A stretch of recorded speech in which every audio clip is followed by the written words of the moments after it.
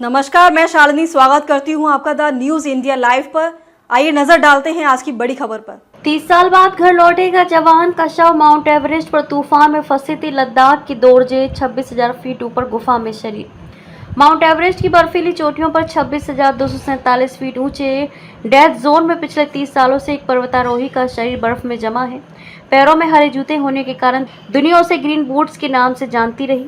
सालों तक इसे आईटीबीपी के हेड कांस्टेबल सेवांग पालजोर का शव माना गया, लेकिन हाल में हुए डीएनए टेस्ट से पुष्टि हुई कि यह लांसनायक दोरजे मोरूप का पार्थिव शरीर है। अब 30 साल इंतजार के बाद इस साल अक्टूबर तक लद्दाख में दोरजे के परिवार को उनका शव सौंपा जाएगा।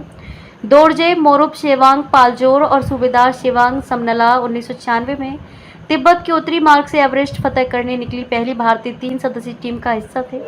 10 मई 1996 को शिखर के पास तीनों भीषण बर्फीले तूफान में फंस गए थे। ये अभियान बाद में 1996 माउंट एवरेस्ट डिजास्टर के नाम से जाना गया, जिसमें उस सीजन में 12 पर्वतारोहियों की मौत हुई थी। हमने दोरजे के घर पहुंचकर उनकी पत्नी कोंचोक यांग स्किट से मुलाकात की। 75 वर्षीय कोंचोक अब सुन नहीं सकती। वे पति की पेंशन पर गुजर बसर करती हैं। जब से बेटे फुनसोंग दोरजे ने पिता का शव लाने वाले मिशन की सूचना दी, तब से वह रो रही हैं। उन्होंने बेटे को कागज पर लिखकर दिया है कि उनकी आखिरी इच्छा एक बार पति को देखने की है। उन्होंने लिखा, उन्हें देखकर ही आखिरी सांस लूंगी। दोरजे के बेटे फुनसोक भारतीय सेना में हैं। उन्होंने बताया कि आईटीबीपी से उन्हें अब तक मिशन की पूरी जानकारी नहीं मिली है। मां ने पिता के इंतजार में पूरी जिंदगी रो रो कर बिता दी। अब उनकी आंखों में उम्मीद नजर आ रही है। 1996 में ब्रिटिश पर्वतारोही और फिल्म मेकर बैट डिकिंसन ने पहली बार बर्फ में फंसे दोरजे मोरूप के शव का वीडियो रिकॉर्ड किया था।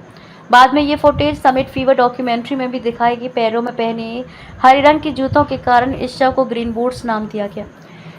यह शव एवरेस्ट के उत्तरी मार्ग पर एक छोटी गुफा में पड़ा था, जो ग्रीन बूट्स गुफा नाम से मशहूर हुआ।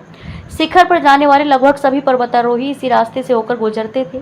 उनके लिए ये रास्ते की पहचान बन गया था। दोरजे का शव जिस जगह है वह 8,000 मीटर यानी कि करीब 26,247 फीट से ऊपर का डेथ जोन है।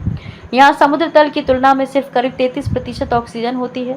इतनी ऊंचाई पर शरीर तेजी से जवाब देने लगता है, कोशिकाएं मरने लगती हैं। यहाँ हेलीकॉप्टर भी नहीं पहुँच सकते, इसलिए यहाँ से शव वापस लाना दुनिया के सबसे मुश्किल अभियानों में गिना जाता है। यही वजह है कि एवरेस्ट पर मारे गए 340 से ज़्यादा पर्वतारोहियों में से अधिकांश के शव आज भी वहीं पड़े हैं। अब तक के लिए बस इतना ही। देखते रहिए द न्यूज इंडिया लाइव।